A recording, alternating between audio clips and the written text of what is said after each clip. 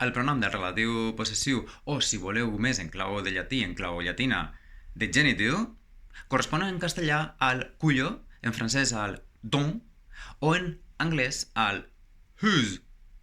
Però gràcies a la preposició de que tenim, tot plegat es fa molt més fàcil. En aquest vídeo tocarem la locució adverbial de mena i traduirem l'adjectiu en castellà tartaja.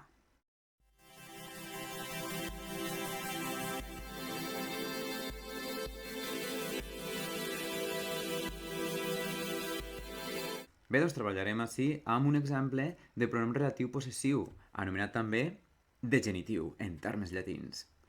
N'analitzarem també les concordances pel que fa a l'objecte posseïdor i a l'objecte posseït. Bé, doncs, en l'exemple en castellà, el coche cuya ventana han roto lo han reparado. Veiem que la ventana és la cosa posseïda i el cotxe és el posseïdor. En valencià seria el cotxe i ara en la mateixa estructura article més substantiu, la finestra. I ara entra la preposició de, que és el genitiu. És la partícula que proporciona el significat de pertinença, de propietat, de. I ara va la referència a l'objecte posseïdor en forma de pronom relatiu, el qual, del qual. De més el, contracció del. Queda del qual. Qual, cotxe, qual igual a cotxe. Per tant, en valencià queda el cotxe, la finestra del qual han trencat, l'han reparat. Aquesta és l'entonació de l'oració subordinada de relatiu. La finestra del qual, en castellà, cuya ventana, la finestra del qual. Així doncs, tenim dues oracions, una de subordinada i una de principal. La subordinada és la de relatiu. L'oració subordinada és la finestra del qual han trencat i l'oració principal és el cotxe l'han reparat. I si tenim en compte la incrustació de l'oració subordinada dins l'oració principal, queda el cotxe, la finestra del qual han trencat, l'han reparat. Que en castellà és el cotxe cuya ventana han roto, lo han reparado. Fixeu-vos-hi bé, la concordança del pronom de relatiu en castellà es fa amb la cosa posseïda, és a dir, ventana, cuya ventana. Però en valencià es fa amb l'objecte posseïdor, cotxe. Per tant, és del qual, no de la qual. Del qual. I l'entonació és cuya ventana, la finestra del qual. Analitzem-ho més gràficament. Així tenim una taula amb les dues oracions esmicolades en les següents parts. Primera, article del posseïdor o de la posseïdora més substantiu.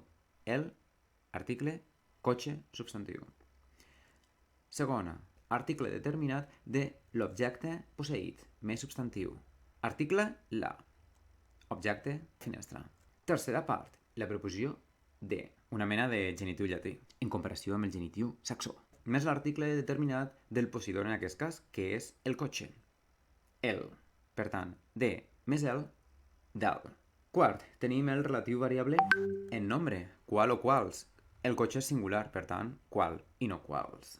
I cinquena part, tenim la resta de l'oració subordinada de relatiu possessiu i també la resta de l'oració principal, que està marcada en blau turquesa. Així doncs, com dèiem abans, tenim l'oració principal, el cotxe l'han reparat, i l'oració subordinada, la finestra del qual han trencat. Que si inserim l'oració subordinada dins l'oració principal, queda el que veiem així dins la taula. El cotxe, la finestra del qual han trencat, l'han reparat. Fins i tot podríem transformar l'oració subordinada en una oració principal per tal de veure la versió d'oració principal de l'oració que tenim subordinada. És a dir, això. En comptes de la finestra del qual han trencat la finestra del cotxe. Per últim, com a qüestió extra, com a bonus track, tenim la comparació en francès. I és que tenim una coincidència estructural, una coincidència sintàctica pel que fa a l'objecte posseïdor i a l'objecte posseït. Tots dos tenen la forma del sintagma nominal article més substantiu. La voiture, el cotxe. La vitre, la finestra, de vidre. I en anglès l'estructura és si fa no fa igual. El que no coincideix és que l'objecte posseït no va precedit d'un article determinat. The window, no. Senzillament, window.